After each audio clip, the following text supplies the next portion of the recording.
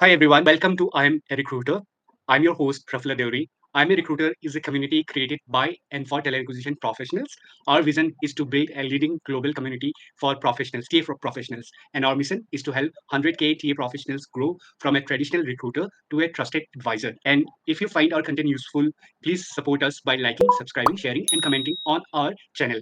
So with this, we would like to welcome our guest. So we have a very special guest. Her name is Dipali Rathod. With over 9 years of experience in tech recruiting, she is currently building teams in Web3 space. Dipali has previously worked with leading organizations such as Meesho, Locus, and Clip, which is now part of ShareChat. She also holds an MBA in HR, and she has been recognized as one of the 100 one of the India's top 100 HR under 30, which is a great thing. So congratulations for that. Beyond her professional achievement, Dipali is also a professional Zentangle artist. So we will talk more about those things as well. So welcome, Dipali. We are really glad to have you in our podcast. Really excited for the conversation going ahead. So with this, why don't you quickly introduce yourself? Thank you, Prafula, for this opportunity. It was a wonderful intro. Yeah. So, yeah, it's been like 9 years for me. I've majorly crafted my journey into a startup industry, building 0 to 1 or 1 to 10 team. That is my expertise. And today I'll be sharing more insights about how to get into and how you can be a sole recruiter in a startup and how you can navigate your career from there to a unicorn.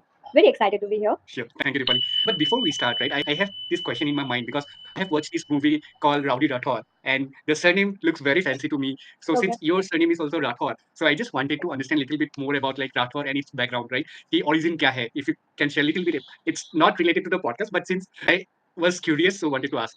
Yeah, so basically, I'm from Gujarat, but my ancestor, like before British India Company came and started, my ancestors are from Rajasthan. So I am a race of one of the king from Rajasthan. But yeah, we do not have, as of today, the evidence. So that's how at least whatever we know that our entire generations and everyone lives in Gujarat. So yeah, so that's when the connect Rathod is there. And yes, it's a very heavy and fancy surname. Okay, is it very popular in Gujarat, the Rathod No, surname? no, the Rathod is not popular in Gujarat, but Rathod is very popular in Rajasthan, Jaipur. Oh, okay, So okay, okay. yeah, that's it. So do you still have some of your relatives and family members in Rajasthan back there? We actually don't know. So one of the king's brother moved from Rajasthan to Gujarat, Okay. and that's when our race is from that brother who moved from Rajasthan towards the south, and then he settled in Gujarat side. The Gujarat lot more around Saurashtra side, and that's when our journey started. Even if we may have, we don't know because it all started way before Rajasthan called Rajasthan and Gujarat called Gujarat. It was before the East India Company came and the Britishers and everything. It was way ahead of time. So yeah, we may have cousins or something there, but we don't know. Okay, so let's say if we were back in time, right? So probably like before East India Company, and if still those kings were there, right? Kingdoms were there. So I would believe you will be one of the princes then. So I'm privileged to talk to one of the princes then. Oh my god. Yes, but today if that is the reality, then yes, I'm a princess. If that's not, then I'm a recruiter. Okay, but still, thank you so much for sharing those details, Dipali. We are really excited to have you here. So before we begin, right? So if you can tell a little bit about your background, about your education, where you are from Gujarat, and a little bit about those things. Sure. So, like, I did my MBA in HR. I was very specific that I genuinely wanted to get into HR only. It's a very different story that how I got into. So, one of my uncle was VP in HR in one of the biggest government sector. Okay, and Okay. one day I happened to visit his office, and when he's a VP of HR, you can understand that how Yes. lavish his life could be in office. And also, I'm like, Daddy, I want to be in HR because my dad has a cabin in his office. My uncle has a cabin, and a lot of people around him. So I'm like, HR does few signing and a lot of people roam around him and somebody just brief him what to talk in a meeting. I'm like, this is a fancy job, Dad. I want to do that. My dad is like, do you know what HR does? And I'm like, no, I know they have a cabin like you. I think you're too young to understand what HR is. And that time it was not HR. That time it was a personal department because I was in a sixth or seventh standard. Okay, so called personal department. And I was very happy, like, oh my God, this is what I want to do. So slowly, gradually, the moment I moved from 11th, 12th, and I did my BCom, I realized the HR is very different world than signing a paper and attending meetings and all. But I still pursued. And that's when my journey started. And that's why I did my MBA in HR and everything, all that journey. Then I moved to Bangalore. When I moved to Bangalore, I started as an HR. I was not a recruiter, to be very honest. I am in hardcore HR, moved to a recruitment, and Okay. I would say I am by choice recruiter. I'm not by chance recruiter. It's a very huge world because a lot of young generation or in the current reality also we have seen people like engineering mein kuch nahi hua, then let's move to an HR or something like that here and that happens. I'm a by choice recruiter. So I started my journey as an HR, but then Clip changed that entire thing, and I'm very happy and I'm touched with that happened to me. I happened to, it's a very true Bangalorean story. Like, I happened to engage at the social core Mangla and I happened to meet this co-founders and all there. And I was just like, how meet that nano? Let me just help you with the recruitment. Like, this is how you can recruit. Next day, I got a call saying that, Dipali, we all are sober today. Can you just come and meet us at the office? And I'm like, no, I'm very happy with my job and I don't want to get into recruitment. That's not me. And they were like, no, just come down to the office. Let's just meet and see how we can work out because we really like what you said yesterday in the party where you were not invited, but you were there with the friends and we happened to chat. There's a peak Bangalore moment happens with me, okay? And I was like, okay, I'll go and I'll just meet you and I'll just help you out. If in case it doesn't work out, I'll get somebody from my group and help you out with that. And maybe that was my plan. But I like that product so much. It was a content community platform. I like that product so much. And I happened to be like, okay, I'll join because it's a small team and the culture is nice. I'll help you out. So I was a sole HR for almost like a year there. And recruitment was like a peak because 80, 90, even though I was in HR, 80, 90% of my work was into recruitment. And I happened to hire a lot of IITians at that moment for that company. And then that company got acquired by ShareChat. Then I moved to Locus, was again a B2B SaaS tech background company, where again I was the first technical recruiter. So what I did for Clip, I had to replicate to Locus, but at a much larger scale because here team was mature and the fundings were a little higher on the side, and Yep. lot more things were going on within like first 6 months of my journey. So I spent like almost 3.5 years for that, and I've like hired multiple roles like CXO level roles. Even I've hired like freshers and all. Like I've worked with couple of people from even advisory board and even the investor team for that matter. And then I moved to Meesho. Was again a wonderful journey because unicorn, you get the hype, no? That if you Yes. work for a bigger org than your candidate, you do not need to convince your candidate to That's know at what Meesho is. So that spoke about your Clip journey, right? So, like, how did you connect it with those founders and all? Because the reason why I'm asking you this question is many recruiters want to start their journey in startups, but they don't know how to connect, where to connect, and whom to connect, right? So, if you can help us with your story and align it with how they can also get aligned or connect with different people, it might be helpful for our recruiters friends sure, who sure. want to move to startups. Sure. So my journey was definitely because I met some of them at social core Bangla. But later at the stage, what I have discovered work really well as a recruiter or as any matter for a candidate journey.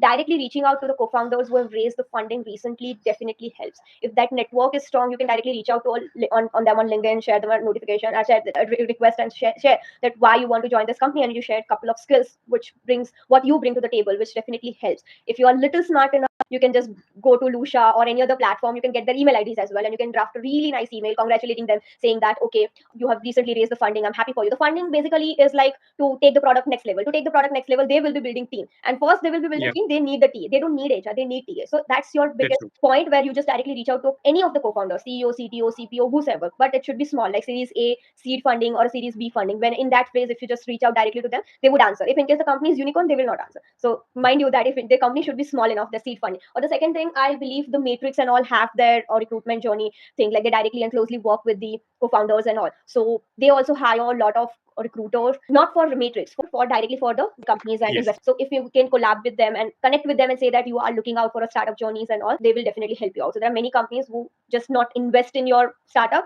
then later stage they even help you out to build your 0 to 1 team and they charge something. So these are the two-way works really well and the best. And if in case you're lucky enough, you will hop on to them in some of the bar or a restaurant in the Bangalore. Great. Thank you for sharing. So moving a little bit ahead, right? So again, when you started in, so you got a call, you met the founders and all. So and how at the time were you working or it was your first job? No, I was working as an HR at that moment. I was 50-50 sort of a role. I was working as an HR. But what clicked them was like, this girl has that charm. Okay, she knows what to do, the ABCD. What and the thing about startup is that they do not want like experienced person with 7, 8 year, 9 year of experience. The things about startup is if you know what to do and if you know if you can handle anything without directing. Like founders do not have a time. So these two Time, things yeah. click. Yes, there's two things click that if you know what you can bring to the table and how to navigate without little or no effort from founders' side, they will be happy to absorb you or hire you in that case. So I was that person. Like I know what to do in the recruitment. They don't need and it's not like they had the fancy tools like before I joined anything. But the click part was that they know that this girl knows how to recruit people in IITs. And the second thing, they know that without zero effort, you just give that lady a work. She knows how to approach and she knows you don't need to tell her ABCD. So if you know these two things, startup will be very happy to absorb you. Just know your game and make sure your USP is your highlighted point, and they will be happy to absorb. Yes. So these two things click at that moment when I met them at a social core Bangla. I had no clue that I am just talking to them for the interview. And that CEO was like, yeah, this sounds like a plan. And the next day he might have talked with his team member or a co-founders or whatever. Because that moment there was like 8 member partying in social core Bangla. And I was partying with a few of my friends. And that's how we ended up. And I'm like, okay, it's a startup. No, let me just help you. Like, okay, you can do this. And you will be at your bar because you just need few more people to join your team. And he understood like these 2 points were on the point. And he told me on my face as well, like, Dipali, I know I just need to give you a laptop, make you understand that what Clip does. And the second thing, whatever tools and resources you need, we just need to give you such certain things around that. That's it. You know what to do, how to bring those people. I don't need to sit and tell you. So that's when Yes. they were very happy. So these are the complex things people look into the startup journey, especially the 0 to 1 the co-founders are crafting at that moment. Great. So many people doesn't feel comfortable working with startup environment as well, right? Yes. The reason why it's very risky. You don't know how the company will progress. But Yes. seeing your journey, you have taken those risks, right? Yes. And Yes. Yes. what gave you And that's those the courage? negative part. I've seen the negative part as well. I've seen the positive and negative both. Okay. So what have made you join the startups? First is the clip. Then again, like now you are building the Web3. hiring for Web3, right? So what made you move to startup again? Because you have seen the journey. Yeah, so basically you get the whole clean paper on your plate. So because I've worked with unicorn, I've worked with mid-stage startups, and I've worked with a 0 to 1 startup as well. So what I have seen in my journey is that if you go to the startup, you have the entire clean page to write your journey and build something from the scratch for the Right. company. If you go for the unicorn, any company, like maybe you go for a Google or Amazon, you just work for a single piece in the company because there are multiple people working for the company, right? So if there is an issue or a process change or anything, you will not drive that process change. Somebody else will do it for that particular department. You do not get the ownership and a lot more things on your plate. You might just do it close 15 roles a quarter or a 6 months and your job is done. That's your That's job. it. When you work for a startup, like you, if you identify a problem, let's assume there is a problem where the very basic like offer to decline ratio is very high. Now you do not have a separate team to do the research about it. You as a recruiter have to figure out where is the issue, come up with a problem or come up with a solution and implement it and show the result to the startup or the founders, right? Here you drive that entire thing. You get into the business so close that you drive that thing solely on your own rather than you working for unicorn or any established company. That part entirely moved to a different team or sometimes different members or anything. So that's when I believe that startup journey is more enticing, and that's when I moved again to a startup because you get lot many things on the plate rather than Yes. just hiring and calling people and say like this is what I'm hiring for, just come on board. And the vibe is also completely different, right? Like when you are working with complete startup, you get to learn lots of different things as well. Or what? You get And to you have directly work with investors and advisory board. And sometimes you feel like these are not co-founders, these are your friends. Like I have seen people like in a smallest room discussing few of the important navigation for the company at 10 p.m. and all five of the co-founders, you are also there. The person is sitting on the floor and you are sitting on the chair and you do not feel like okay, why that person is sitting on. You all are equal. That things never come in the bigger organization. You feel like that's true. no, this is your boss, just let me give you a chair or anything. No, you are all solving one's problem, what is actually going to make this organization bigger. Nobody is a co-founder or nobody is an engineer or nobody is a lead. Everybody works equal when it comes to your opinion, and that opinion changes the life of the startup. You are equally contributing to that startup and you are heard. Like in startup you are definitely heard. Yes. So now I have two questions for you. You have been into the HR journey completely. You have been into the recruitment journey completely, right? So what you love the most in recruitment, and why have you decided to move from HR to recruiter? Because many people join as a recruiter, then become a HR. For in your case, Correct, it's correct. different, right? Slightly different, yes. So what I love to talk. Like I have the superpower that I can talk to anyone and everyone and I can sell anything. I'll tell you one of the example. Like when I was in a college, I convinced one of the person to give that ticket to me and get me into that train, and he will wait for another train and he will get another ticket at the age of Wow, 20. that's really cool, right? I convinced that. Okay, But you go. कैसे convince किया? I see I'm a girl and it's very important for me to get into this train, and this is the local train. It will take you 3 hours. The next train is in half an hour. It will charge you more, but it will take you like in a 1.5 hour journey. So you wait for half an hour more, you give this ticket to me, I'll pay you that part. And I convince it. Not with the girl channel. I was very logical on that part. This is what the logic is, and I have to be there at this point in time. So please, if in case I get into this queue, it will be another half an hour journey for me to get the ticket. But if in case you give me this ticket, the land me this ticket, my train is almost here in a minute. So please help me. And he was like, yeah, okay, please go ahead, and gave him a money. It was exactly a 45 rupees ticket. Like I'm not talking about the higher amount. I gave him a money. Like, okay, this is your 45 rupees, give me this ticket and I'll get. So I know that my superpower is talking to a stranger and convincing anyone and everyone. HR, because I had that dream, was seeing my uncle in that part. So if I club both together, the more charming and more things are into recruitment side. And the realistic thing also, like when you are in HR, you have a very set processes. Let's assume that you are part of an onboarding. Then onboarding has a very strict, very Yep. process, like very strict process, right? When you go for an appraisal part, you do not change appraisal system every year, right? There is a straightforward process, like okay, these are your software, this is what you do, and you follow A B C D D E or whatever. In any HR function you take, you have that ABCD very precisely mentioned and say, and you make sure that you talk to and more people comfortable who are already working for your organization. You're not like extraordinary doing, like their job is very important. I'm not saying they're not doing extraordinary, but their job is very important to keep the employee safe and secure and mentally happy and physically also like like engaging and everything, right? But they have a very process oriented thing. Now when it comes to recruitment, every role is a different process. When I talk to a fresher, it's not like I talk to a VP and all. I have to be more alpha energy in that. I talk to a VP when I'm hiring a VP. I have to be in my baby boomers energy, even though I do not know what baby boomers energy look like. I have to enchant in that part and say that okay, this is what it is. So every role has a very different things to offer in a recruitment side, and that journey is very exciting. And that's when I realized, okay, I do not want to draw ABCD whatever the company has offered, and I'll just follow ABCD rule. I want to draft something where I can change things according to me and bring to the people. And my as I said, my superpower, I can talk to anyone and convince anyone, like beat pressure or beat VPs or CXO level. So that's why my journey is slightly ulta. And that's why I always say that I am a by choice recruiter, not by chance recruiter. And when you were talking about like talking to everyone and convincing, it's basically kind of a negotiation skills as well, right? Correct. Which every recruiter should have as well. Let's say if you're talking to any of the hiring manager, otherwise hiring manager अपना ज्ञान देंगे, and as a recruiter you should know कैसे उनको negotiate करना है, कैसे उनको influence करना है, Correct. which definitely you have done by giving that example of train ticket wala, right? And similarly as a candidate experience, when we are talking to candidate, we should know how to Because not everywhere the fresher would not like be enticed to know like what is the future looks like of company for after 6 years 7 years. Fresher would love to know what the culture of your company is, what you are going to get me. They are more entrepreneurship. And the VP, when you talk to VP, they are not keen what your culture is. They want to know, but at the later stage, on the first conversation they don't want to know like whether you offer a food or whether you offer a care facility. They want to know what tech stack you use, what are the investor list, what is the your current ESOPs price rate, and what are the strike price and all. So you have to enchant a very different energy when you talk to two different people. You like if I start talking about ESOPs rate on my first, do you offer food, do you offer care facility, do you offer MacBook? So I have to pitch accordingly. For any recruiter, not I, any recruiter have to pitch accordingly when they talk to a different seniorities. That's true. So let's say if someone, a recruiter friend, or as someone who has just graduated from a college and he's looking for a startup. So in startup, what are the things he should focus before confirming with multiple? Let's say he have got multiple offers. What are the different parameters he should check before joining a company? Or startup. Yeah, startup. So let's So say he have multiple offers from a startup.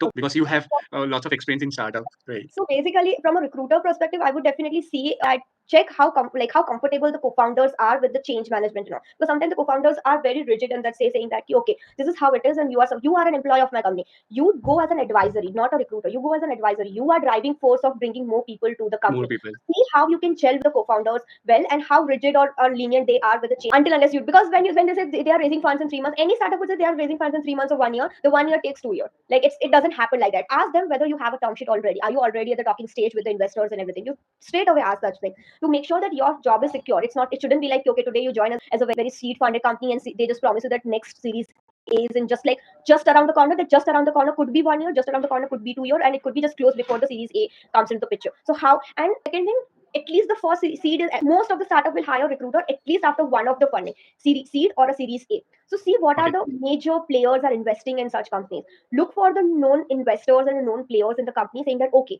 the Matrix has funded, the India Ocean has funded, or some known Sequoia has funded, or that company is a YC. If in case that is something, so that's a chance that okay, this company will not just go down randomly and tomorrow you will be jobless. You will have some faith in that, saying that okay, this company looks safe for me. And then the third thing, never ever go with that notion that okay, I am a technical recruiter, so I will only hire, because startup do not have the privilege saying that okay, you will only have technical recruitment hiring or you will only have non-technical. You have to be slightly open with both. You can just ask them like whether it's 60-40, 50, or what's the ratio, and then according to your comfort you say yes. Otherwise you will be like general recruiter immediately. Yeah. You don't want to do that. Whatever your expertise, lie down on the table immediately on that, saying that okay, these are my expertise, this is where I need help or I need a learning. Are you open to learn? Tell them upfront on that part, and accordingly you negotiate your role. So they will also have that one thing. A co-founder will also have one thing common in that. Okay, now my roles are coming up. Roles are more into operation, and this lady is a more of a technical recruitment side. So whether they want to hire you or not hire you, that's an easy call. Otherwise, you Yeah. land a Yeah. good opportunity, then you move to operational hiring only. So you also do not want to navigate. Yeah. So you Yeah. secure yourself also first. Just because you like that startup, just don't randomly go. Otherwise, the startup has the most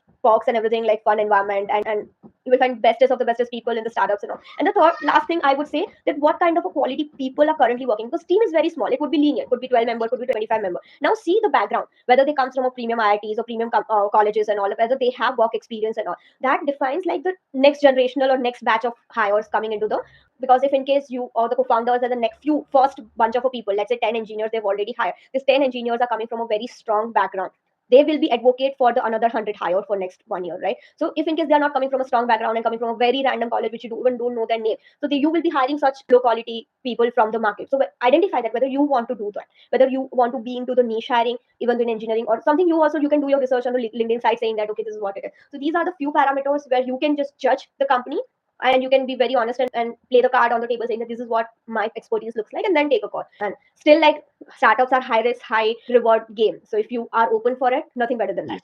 Yes. How And beautiful it will be, sorry, how beautiful it will be to tell someone that I am the pioneer recruiter for this particular company, that company is now unicorn. of course, that's definitely a very inspiring story as well in longer run, right? For many of the team No, but members it's as a longer run, it's not a short run story, it's Yes, long run. yes, long run.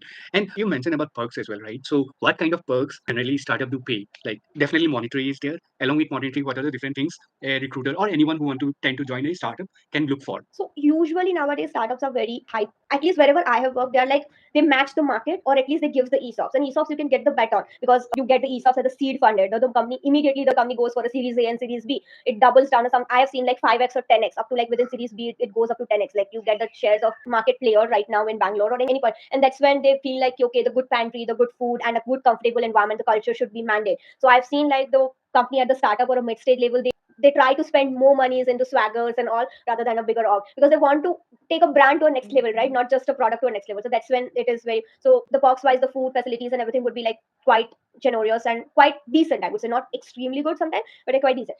And just for the sake of saying, they also say the perk that MacBook for all. So whether you're a recruiter or whether you're an admin person or whether you're an engineer, you get to work with a MacBook. And third thing, which is like a very popular policy among startup, is like no leave policy, where you do not get to leave for only 30 days plus 10 days of holidays. The no leave policy talks about your, like you take whatever leaves you want to. It could be 10 per year, it could be 50 per year, and nobody's going to count that until unless you bring the work to the table and you close that thing. Nobody's going to care how many leaves you are taking until unless there is a big vacation, like 3-4 months vacation, then it counts, but it will directly reflect on your appraisal. And appraisal part also, I've seen that most of the startups started the culture of dual cycle appraisal. So not once in a year, they have 6 months appraisal cycle. So like that's a huge shift. So you might get 5% each, but if you pro rata base the 6 months, so it is like almost like 11% of hike within a year, just for example. So some of the perks are like fancy enough, which is like calling the Google and Amazon people back to the startups, and it's good enough to convince them also to come back to the startups. Yes. And you mentioned about ESOPs, right? So I just wanted to have certain clarity as well, because like I have personally worked with most of the MNCs, so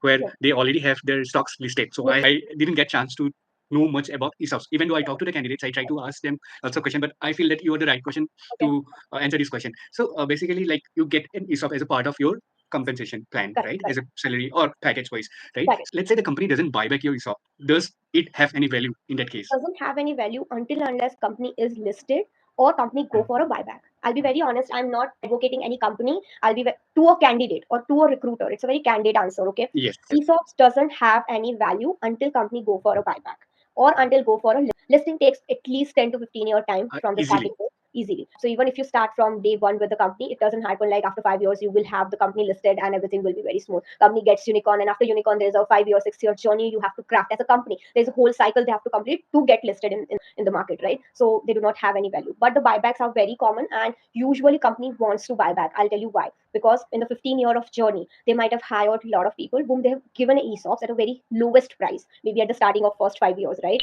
And now they might not be part of the journey right now with your company, and you want your stock to be at with stake internally rather than externally. So if you have 500 workforce today, there are already 500 people who moved out of your company, and out of 500, at least 300 people have that ESOPs at a very high value. You want to get that stock back. So in a lot of cases, like company does go for a buyback after Series B or a Series A, where it's a common practice. Not like any one company would follow that practice. A very minimal strike price you have to pay to the company, and you can go for a buyback. And any buyback, the ex-employee will be on a highest priority list, that we want you to go participate in this buyback, and whatever the 100% stake you have in the company, you have to give it us back to us, and we will give you a cash, and that is a taxable income. Now the internal part as well, the few of the companies are very generous. They just do not want to go like, okay, I want to make it big. They also want their employees also to make it big in terms of cash, so they also allow them to participate. But a lot of time there are certain rules, like you cannot participate in the buyback if you do not have a vested stock, and if you do not have been with the company for more than 2 years or something. So there are certain rules which are like defined by company to company. You have to look into that rules, and sometimes they change the rule once they go for a larger funding or a bigger fundings and all. So those rules changes based on the company, changes company to company, as well as the funding to funding as well. The strike price usually are subject to change in terms of like company's decision, but still I've seen the companies are very generous, that even though the piece of prices goes up to $20 or $15, they go with a very bare minimum strike price, saying the $1 straight, even though we go for a Series F or a D or whatever. So that's how the entire journey comes. But in a simple language, if I say so, until unless company do not go for a buyback for the employee, not for the ex-employee, for the employee, it's just a piece of paper on your on. It's not a liquid cash. It's just a piece of paper, the soft bond sort of. And if in case company goes listed, in that case you will have a larger chunk. But so that's how my take is for any candidate or for any recruiter in that matter for ESOPs. Okay, so like let's say we have an employee who have left the organization, and but he had those ESOPs, right? So in his case, he have let's say stayed for 2 years. So those 2 years vested one is eligible for him, right? Yes, When yes, yes, Yes, it will be with him until unless company goes for a buyback. Okay. The way we get the NIFT and everything, details and everything, we also get the details on Krata and all, like what are the vested amount after Series A, or now the company is up to Series D. Even though they do not have a buyback so far, you have everything detailed, every detail listed on Krata. You can log into a Krata or whatever platform that particular startup is using. You will have all the details. So it's not a fake money. It's not like somebody is going to take away if you just get out of that company. It's just that you have to wait. You just have to wait until company decides whether they want to buy that thing back or not. Okay. So since you have worked with multiple different startups and for longer run, I'm sure you have made a huge ESOPs as well, right?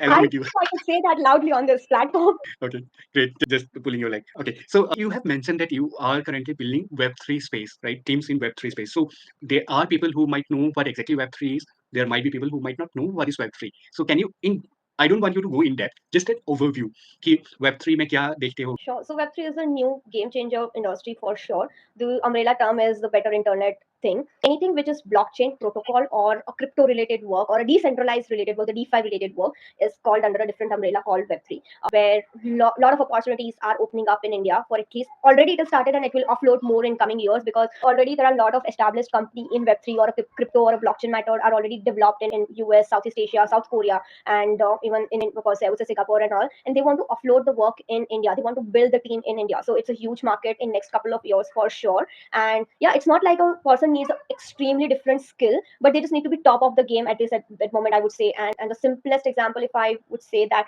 Web3 is very real for reality RVs and other things where the gaming and everything would be a game changer. So yeah, currently the India is not mature enough, but we are going there at least. And in the Web3, you get to earn in dollars or in a different currency working from home, because Web3 founders do not want to open a proper office and all. They want to give as much freedom as possible to their employees, saying that you work from anywhere.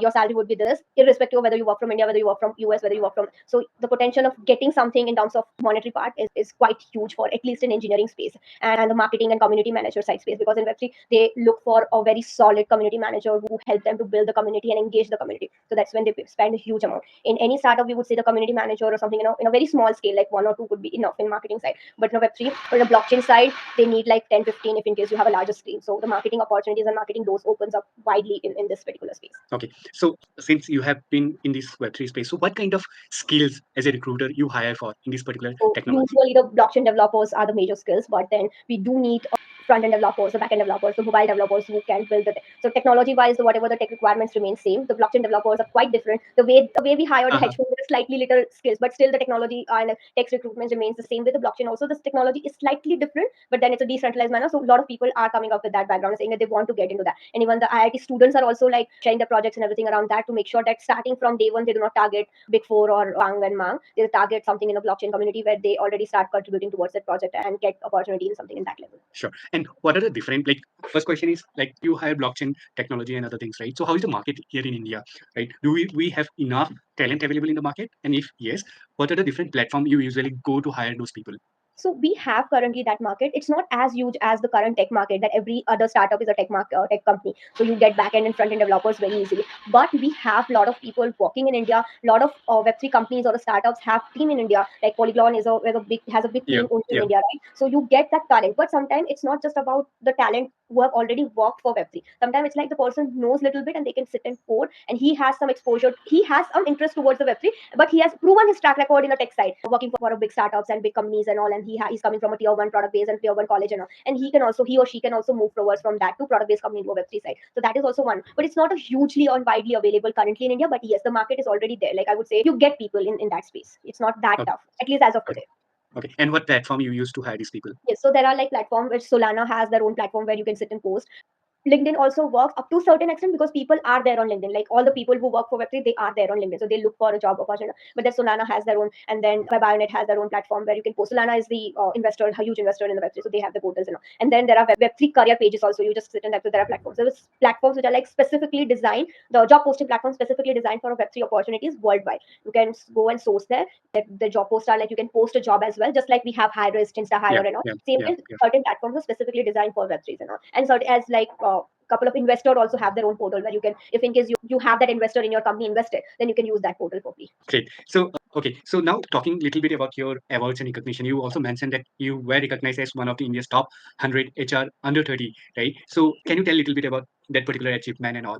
Sure. This is like just like a couple of months back. That certificate was from Jombay. It is like a 6 month certificate. Like it's a course where they teach you about the five different entrepreneurs, the growth mindset, five different mindset, like how you can approach certain things in a leadership level skills, and to make sure that you can navigate your career in a better way of communication, better way of thinking and all. And it starts with a huge pool, then narrow it down to a smaller chunk of people, but you get to attend all the five classes. One is entrepreneur mindset, one is a like collaborative mindset, one is growth mindset. There are five mindsets they work upon, and they teach you practical real example of HR segment, not like any other relevant other segment, the HR segment, and how you can navigate that path and how you can cultivate that. And then there are like certain online challenges, not challenges, but certain online exams you have to complete while you learn all these things along with your work site. The ones you go through, and once you complete that part, there are some ranking system which I'm not sure, but the background says that. So then they share the result of top 100, and then they share the result of top 30. So I couldn't make it to top 30, but at least I could make it to top Yes, 100 this year. that's really great as well, right? India has such a huge pool of HR or TA. At least top 100 is a great thing,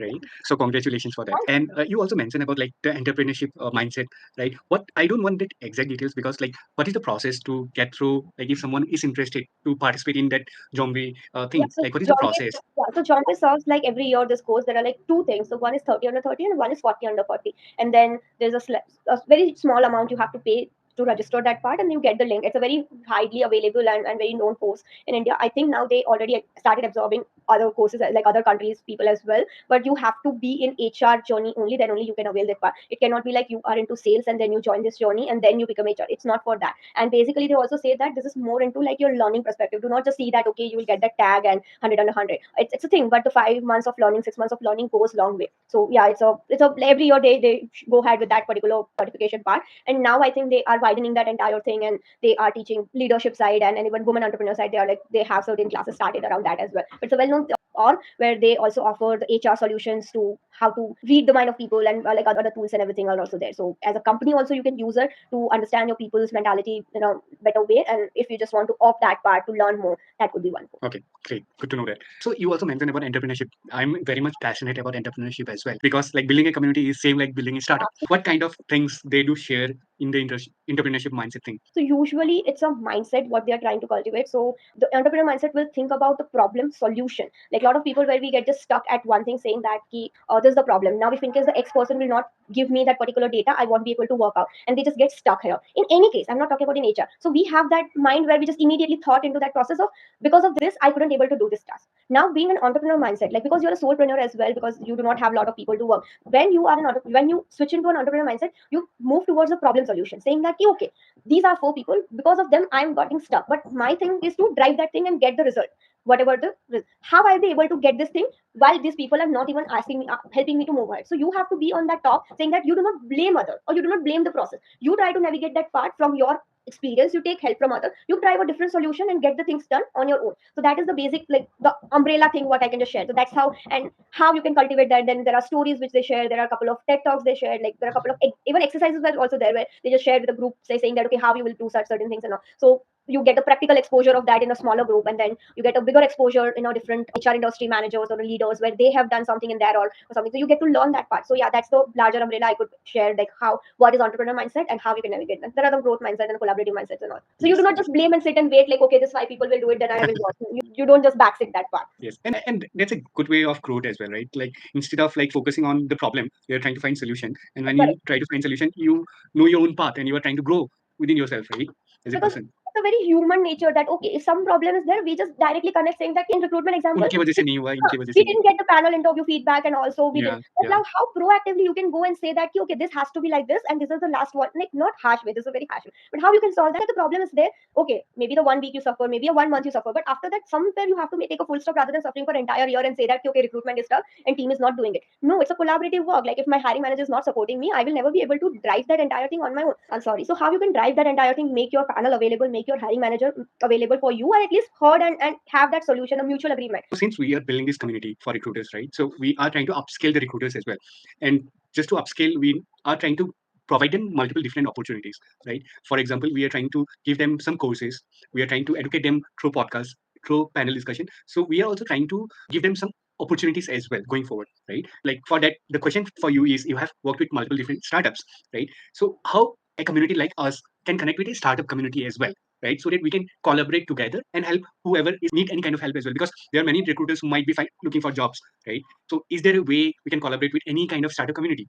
So it's very interesting that how I won't be the right person to tell you how a community can connect with the entrepreneur community, but I can share that what we can offer as a community, the recruiter community, to the Yeah. startup community, something is like that. We have a full-fledged recruiter who know how to do their work, and they are like trained on certain things and they are very expert in their field, maybe tech recruitment or tech recruitment or whatever it takes, right? Now the entrepreneur also needs somebody who is quick and ready to access and such a mindset. So if in case they are hiring, like a series A co-founder is hiring a recruiter, instead of going into the market and posting a job and asking the world and taking hundreds interview, they can directly come to the recruiters community saying that this is what I'm looking for, Praful. Like, do you have any solution? Which could be a quick solution instead of running that entire recruitment cycle to hire a one or two recruiter. Maybe the recruitment community can say saying that okay, your job is end here. You do not need to post. You do not need to hunt for that. You do not need to run the entire cycle. Just one or two calls between my community member, between you and your team, and they are easily and readily accessible and available to hire for your company, maybe as an employee. So this could be a one solution which can directly bridge the gap where our community member can also get the job access easily, and the founders community side also they're like okay, I know this community, the community members are good, the leaders are good, the kind of topics and everything they have been going to discuss and going through is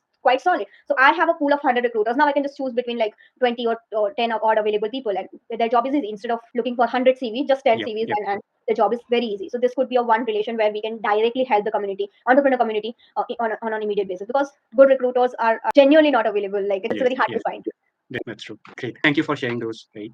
As a community, we're just trying different ways how we can upscale or help the people within the community. So that is the one of the reason I thought since you were working closely with the startup community, so you might have the right answer. Okay. So now a little bit about your creative and your balanced life, right? So you did also mention about you are a professional Zentangle artist. So in general, what is Zentangle is a line art and you do not have a color. Like it's just a black and white, white piece of paper, and you go with a different type of nib on the black color pen, and you just draw lines and you create an art. That's a Zentangle. It's a very different than Mandala. A lot of people will get confused with Mandala and all. It's very different. Before I was talking to you, I just when you wrote, I went back to Google, see, saw कि ये तो मंडला जैसे ही है. And because of that, I wanted to ask you कि lines and all, and you do not just see the tree as a tree. Like tree could be a very different in a very different angle, and then you try to draw a creative part. I have painted Zentangle's art on a big walls as well, and it's a very beautiful thing because it's just black and white, but you create a solid impression of it. It could be anything. It could be it might have not just a meaning, but it's very beautiful on that part. And there are a lot of Zentangle artists in Croatia and all. They're like just doing Zentangles and earning money.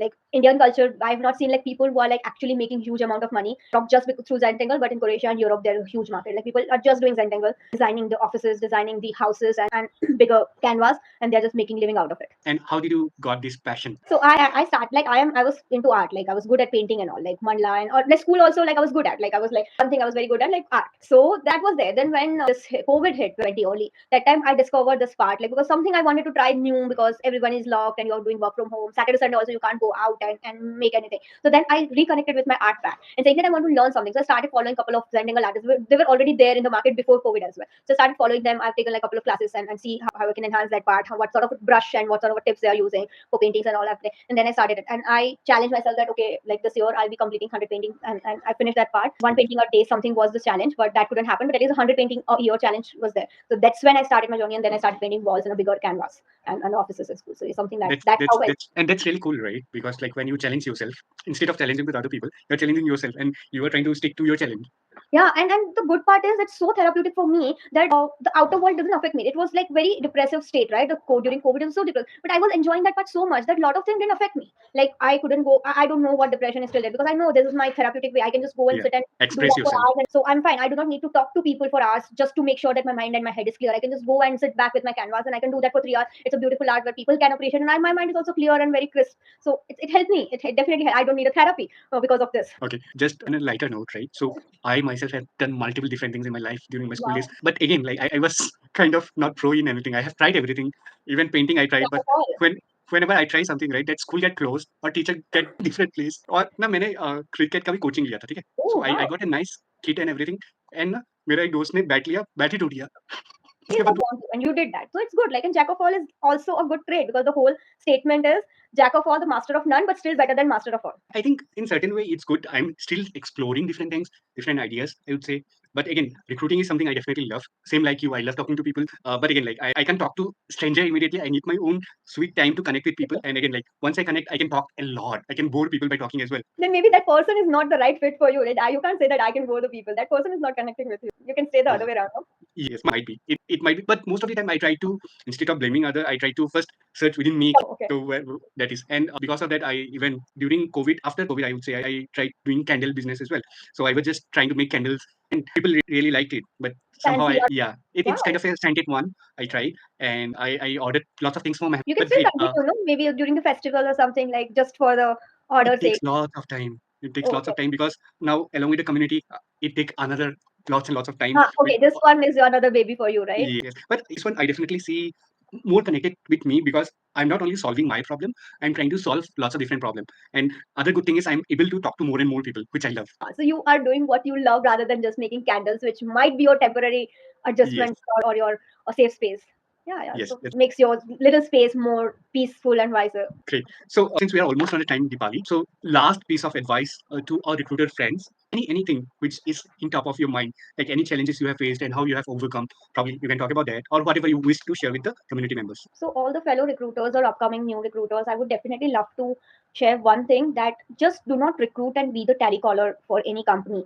Try to get into and understand what's your business is, take a seat there, and then try to sell that job. It will give you a faster conversion for sure. Instead of just talking about, like, I'll give you a very simple example, okay? Like if I call you today and my third question is like, hi, my name is Dipali and this, and my first or second question is that what's your salary? Would you be comfortable sharing that? No.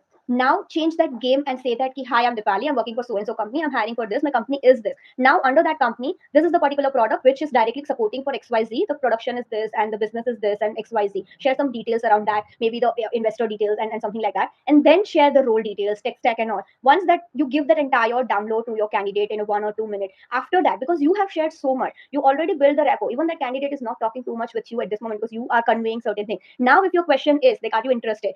Would you mind sharing your salary? He would be much on a lighter note to share the Or salary details. Now comfortable as well. change the game on that part. So that's the one advice I would definitely love to give to. And because you want to share that 1 or 2 minute pitch, you need to get to know the business first, like what exactly Yes. the business is, what exactly the product you are hiring for, and what kind of a people you need to hire. So that's how it interconnects. So please just don't be a telecaller for some company because you got the back end role or a front end role or something. Get to know your business first. Once you know the business first, it will be easy to hire any person in any role because now you know what you are saying.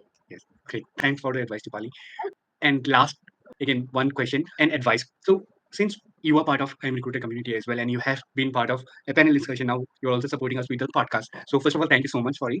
So, why do you see a community is required for TA folks, and how we as a community can grow together? It's a very important thing to be very honest. So if you see in a market, the engineering communities are there for a very long time. In a recent time, in last couple of years, I've seen the product communities also there where product people can discuss. And so a lot of time the peer IITs and FMS and all the other companies, they have their own college communities and alumni groups and all, where they can connect with the like same professional people and get to know a lot of things. When you work as a recruiter, there might be a journey where you are a sole recruiter for that company. Now, if in case you are crafting that journey, it is very important for you to know what is happening in the different companies as a recruitment practices or in an HR practices, or what other perks and benefits the other companies are giving, and how you can approach so and so things in a different way, how and a lot of other things. So if you are a sole recruiter for that company, it's very difficult for you to get all the details through a Yeah. website or anything. That's when the kind of a community I am recruiters gets handy. If you're part of this community, you get expert advice or at least some navigation towards your problem instantly, and you have the nurturing community. And I always believe that mentorship is very important, but a lot of time the recruiters do not have a mentor. So this community Yeah. also sometimes acts like a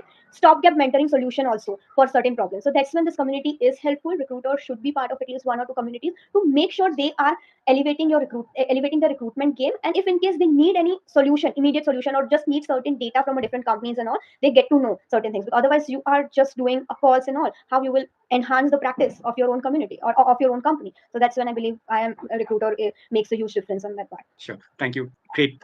It was really interesting talking to you, and Thank you. thanks for sharing lots of insights about all the things you have done about like the ESOPs, about like the Web3 and all, right? And about your personal stuffs as well, what you love to do and all those things. And Thank great you. piece of advice to our recruiter friend as well as the community members as well. So with this, we would like to wind up our podcast today, and definitely this podcast will help lots and lots of our recruiters friend. And if you need more suggestion advice, feel free to reach out to Dipali or me or anyone in the community as well. With this, thank you and have a great day. Thank you so much.